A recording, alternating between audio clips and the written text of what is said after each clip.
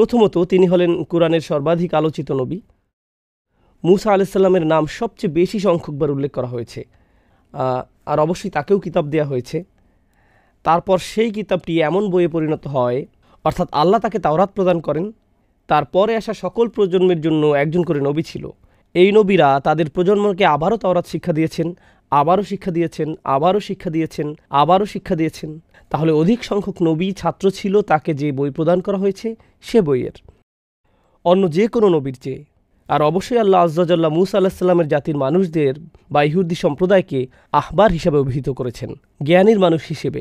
এছাড়াও বনী ইসরাইলদের ওলামাদের জন্য কোরআন স্কলার শব্দটি ব্যবহার করেছে, অর্থাৎ এই মানুষগুলোর সুগভীর জ্ঞান ছিল।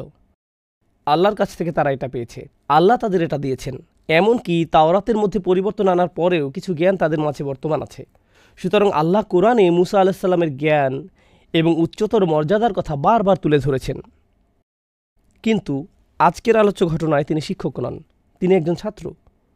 মূসা আলাইহিস সালাম, যিনি অন্য সকল ক্ষেত্রে ছিলেন একজন শিক্ষক, এখন তিনি একজন ছাত্র। আর এটা তার জীবনের শুরুর দিকের ঘটনা নয়। লেখাপড়ার কথা যখন চিন্তা করেন, আপনি জীবনের প্রথম দিকে জ্ঞান অর্জন করেন, ছাত্র থাকেন, এভাবে নির্দিষ্ট কিছু যোগ্যতা অর্জন করার পর আপনি শিক্ষক হন।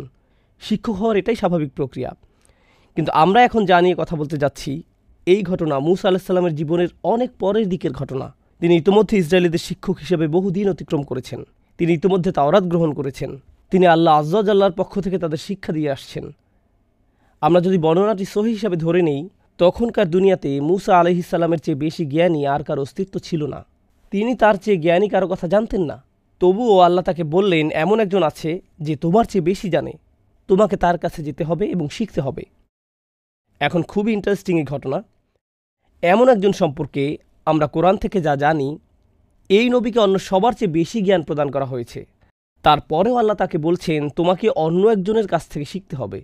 আমরা জানি যে কোনো ব্যক্তি যত বেশি শিখে, যত বেশি যোগ্যতা অর্জন করে, যত বেশি সার্টিফিকেট অর্জন করে, সমাজে তার মর্যাদা তত বেশি বৃদ্ধি পায়।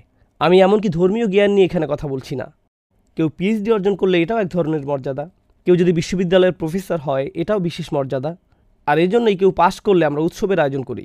মাধ্যমিক, উচ্চ মাধ্যমিক, মাস্টার্স বা পিএইচডি যেটাই অর্জন করেন। ইসলামী শিক্ষায় যদি কেউ ইজাজা অর্জন করেন বা কোরআন হিফজ করেন, যখনই কেউ শিক্ষাক্ষেত্রে কোনো যোগ্যতা অর্জন করে তার মর্যাদা বেড়ে যায়, সমাজে সে আরও বেশি স্বীকৃতি লাভ করে, মানুষ তার কথা শুনে।